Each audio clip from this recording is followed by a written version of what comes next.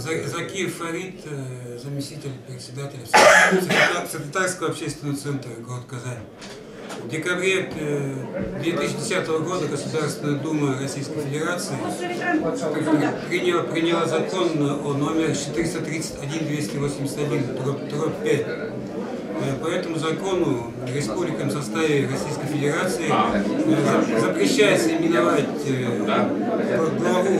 главу республики государства, именовать президентом. Тут этим законом Государственная Дума грубо нарушает Конституцию Российской Федерации, вмешивается в компетенцию субъекта Федерации. То есть принцип федерализма и сама Конституция грубо нарушается. И как именовать главу государства, главу республики? Хочу напомнить, что по Конституции Российской Федерации республики в составе РФ они являются государствами. И как именовать главу государства, главу республики должен решать народ республики, должны решать парламент этих республик. Также в последнее время усиливается нажим на национальное образование, на национальные языки республик в составе Российской Федерации. 7 февраля 2011 года Жириновский внес в Госдуму законопроект о том, что запрещается обязательное изучение языков титульных наций в республиках Российской Федерации. Что это означает? Это означает, что вот в Татарстане татарский язык является государственным, а изучать его не обязательно. Получается, что изучать его не обязательно. И в этом случае тоже Государственная Дума вмешивается в компетенцию субъектов Российской Федерации. И в этом случае Государственная Дума не должна вмешиваться в этот вопрос обучения государственным языкам. Этот вопрос должен решать народ республики, должны решать парламенты этих республик. В этих условиях я считаю, что республики Российской Федерации должны сплотиться, должны быть вместе. В этих тяжелых условиях, когда Государственная Дума проводит откровенную политику по уничтожению нашего национального образования, наших национальных языков, нашей государственности, наших республик, государств. Я думаю, что вот на этом съезде мы об этом подробно поговорим со всеми представителями республик. Председатель Всетатарского общественного центра, мы здесь сегодня собрались такой знаменательный день, когда юбилей празднует одна из партий, которая, как сказать, практически у нас, мы, как все народы Российской Федерации, лишены всех прав и свобод. Вот Российская Федерация, практически руководство Российской Федерации не выполняет, нарушает свою Конституцию Российской Федерации, хотя изменений никаких туда не внесены. С момента уже принятия Конституции выдумали такие вот федеральные управления Поволжское, Уральское, которые это совершенно не предусмотрено никакой Конституцией. И уже все твердят, что нет национальной политики у России. Есть у России национальная политика. Это чистейшее уничтожение, ассимиляция этих народов. И поэтому всякое вот движение национальное, вот такие партии, у нас в Татарстане, в Москве и в Чувашии, вот эти партии организовывались, но в последнее время, получается, они как бы вне закона, поскольку они не признают эти национальные партии, поскольку не признают права этих наций, этих народов вообще. И принятие в последнее время таких законов, как вот практическое образование, лишили полностью понятия 39-м законом. Вообще нет национальной школы. Проверка знаний это выдумали ЕГЭ и лишают права сдавать экзамены. Но как же можно представить себе нормальному человеку, если обучается в течение 11 лет на родном языке и вдруг сдают экзамены на иностранном языке? Это же сдача экзаменов, это проверка знаний. И сейчас проверка знаний, вот это ЕГЭ вводится во всех 9 классе, в других классах. И они обязательно опять то же самое должны сдавать только на русском языке. Это самое лишает права народа, лишается вообще права на образование. Хотя по закону, по Конституции Российской Федерации и по Конституции, например, и Чувашии, и Татарстана, это образование является, вопрос образования должен решаться между ними по согласованию. В данном случае никакого согласования, полностью приказом уничтожается национальное образование. Какое право нации полностью лишены права на образование? И кроме этого, вот, дали указания, даже вот эти писать, вот эти, даже объявления, рекламу, даже на своем языке мы лишены права писать. Этими законами, которые прям издает Москва. Ну, я не знаю, как в Чувашии, в Татарстане был издан указ, постановление, ликвидировать Государственный комитет по радиовещанию и телевидению, ликвидировать вот эти газеты. Они сейчас у нас считаются, все газеты, журналы на татарском языке считаются ликвидированными, и как бы они организовали, как бы незаконными. И вот сейчас организовали такую форму Татмедиа. Это в обход закона, который Россия даже приняла, что государственные организации не должны заниматься просвещением. Но как же мы можем должны заниматься, когда у нас учебники, если преподавание уже прекратилось на национальном языке, газеты же кто будет читать, если не поддержит его государство? Радио, телевидение практически лишены всяких прав, и мы сейчас идем полностью, видим полная ассимиляция, уничтожение народов Российской Федерации. И мы должны сейчас ставить вопрос, если государство не обеспечивает, не гарантирует существование этого народа, значит мы должны решить вопрос, обращаться в международные организации. Только так. Если мы сейчас вот не примем, не начнем обращаться в международные организации, Организацию Объединенных Наций, Совет Европы и в другие, и мы практически в России лишены возможности дальнейшего сохранения. Я добавлю к твоим словам. Пожалуйста. Возможно, здесь другой вариант еще можно. Вот если идти в атаку в лоб нельзя, нет сил, но можно попробовать обойти, обходить. Вот этот маневр мы всегда пользовались все народы. Так давайте мы вспомним этот же маневр и воспользуемся им. Вот я предлагаю, у меня, кстати, есть устав разработанный, создать федералистскую партию. Федеральной партии нет у нас в Российской Федерации, ни одна партия нет федеральной. Это единственный путь. Сейчас, если бы мы образовали такую федеральную партию, и на следующий год на выборах президента Российской Федерации выдвинули бы кандидата, я думаю, что для этого очень хороший кандидат. Это я как предполагаю, может быть, другие мнения есть. Да, это самый Николай Федоров, бывший президент Чувашии. Вот. И предложить, он известный, он уже раскрученный. Он был министром юстиции в Российской Федерации, был президентом долгие годы в Чувашии. Вообще он известный человек, он, я, насколько понимаю, он демократ такой, в хорошем смысле, не из лжедемократов. Вот. Его можно было бы предложить на пост президента. Еще у нас на это время еще у нас позволяет, если мы сегодня учредили вот этот съезд федеральной партии с этим вот форумом, который соберется сегодня, вот, мы бы учредили, потом через, как определенную закону полагается, через полгода зарегистрировали, ну и соответственно за это время надо работать, чтобы набрать самое количество членов партии. Вот. И мы тогда бы выдвинули его кандидатом. Это он бы победил.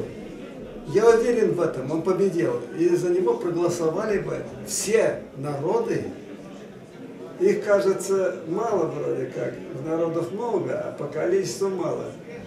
Но ведь это же и русский народ, он тоже обижен, и он бы проголосовал. И все народы проголосовали бы. И мы победили. Во всяком случае, я считаю, что это надо попробовать. Если мы даже проиграем на сей раз, допустим, да, мы хотя бы будем знать чисто свои возможности. Насколько, что мы есть. Да, что мы есть. Какие у нас есть возможности. Общественная политика партии земли галактики келушилин баллах республика зем бадагты халсем политика партии земли гелемеш деп майдажи болынде де юридис болга де юри баллах халги утра бери хабар политика партии кумада бугаремес межгезин закумба келушилин биренче балдар Россия решает деп надумалат а Россия жанде двастезин да иш булмалла да Россия каждый регионенде хайрурбезе булмалла рухла галазан майжу она пользует кентунда божабек устал.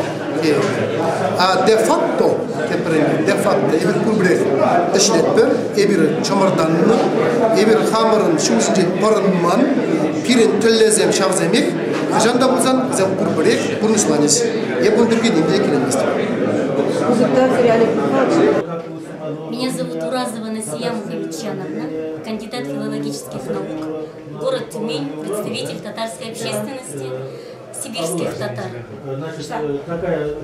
Сибирские татары на сегодняшний день в Тюменской области проживают более 200 тысяч человек.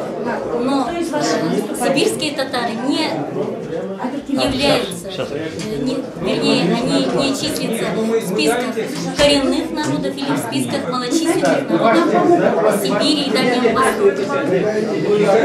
Таким образом, нет языка сибирских татар, до сих пор письменного языка сибирских татар не существовало. На сегодняшний день разработана научная система литературного татарского языка сибирских татар. И разработан букварь, разработан словарь сибирских татар. Но, однако, на сегодняшний день мы не можем начать преподавание сибирско-татарского языка. У нас в школах осталось очень маленькое количество преподавания часов. И то татарский язык, татарская литература преподается литература казанская, вернее, поволжский татарский язык. А язык сибирских татар на сегодняшний день не преподается, хотя научно разработан язык. Появляются первые сборники стихов на сибирско-татарском языке. Как я уже сказала, букварь, он разработан кандидатом филологических наук Максимом Александровичем Сагитуллиным, доцентом Тюменского государственного университета. И на сегодняшний день очень большая активность сибирско-татарской общественности. У нас проводятся национальные праздники, у нас проводятся мероприятия, которые организовываются Конгрессом татар, сибирских татар в Тюменской области. У нас проводится очень большое количество мероприятий, которые организовывает и национальная культурная автономия, но как таковой системы работы с татарским, сибирско-татарским населением нет, так как нет программы, принятой по развитию культуры и образования сибирских татар, нет преподавания языка сибирских татар. И самая главная, наша головная боль, это мы не являемся малочисленным коренным народом. У нас нет никаких льгот. Очень тяжелое положение у населения заболотных татар, так называемых сибирских татар, которые проживают в заболоте. Туда нет ни дорог, нет подвоза продовольствия. Озера, которые принадлежали из поколения в поколение сибирским татарам, переданы во владение богатых предпринимателей, которые не допускают население сибирских татар к этим озерам.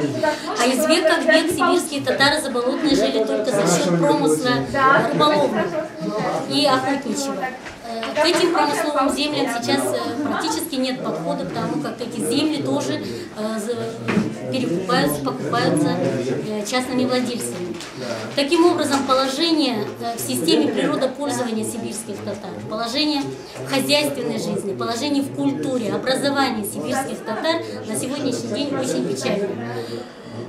Поэтому мне бы хотелось на сегодняшнем, вернее, присоединиться к поздравлениям партии, которая сегодня организовала такое прекрасное мероприятие, и добавить от себя, что мы ожидаем от собравшихся тоже принятия каких-то решений, которые впоследствии помогут и нашему народу, сибирско-татарскому народу, в его развитии, в выживании на своей территории, на сибирско-татарской земле, которая из века в век принадлежала этому народу. Знаков Павел Алексеевич, Хакасия. Значит, мы второй год имеем возможность поучаствовать в таком форуме. Значит, для нас, в принципе, участие в таких форумах, оно помогает определить свою линию поведения на будущее, так скажем. Значит, но положение хакасов в настоящее время не очень утешительное, так скажем. То есть мы констатируем такой факт, что на сегодня 90% молодежи не разговаривает на хакасском языке. Сегодня нет никаких условий для трудоустройства молодежи.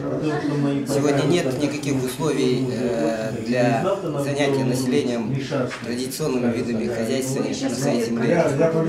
Значит, Хакасия превращается в крупную индустриальную единицу, которая на сегодня вредит не только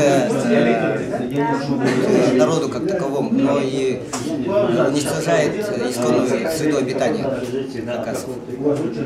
Поэтому в таких условиях, конечно, ставить вопрос даже о том, чтобы сохранить язык, мы такой возможности уже не имеем, хотя мы все делаем для того, чтобы сохранить действительно язык, сохранить культуру. Значит, мы в таких условиях, в принципе, я не боюсь этого сказать, ищем другие формы борьбы за свои права. Значит, потому как мы считаем, что в данный момент в Российской Федерации нарушаются не только права граждан как таковых, граждан на равноправие, значит, но и нарушаются права целых народов, особенно коренных народов.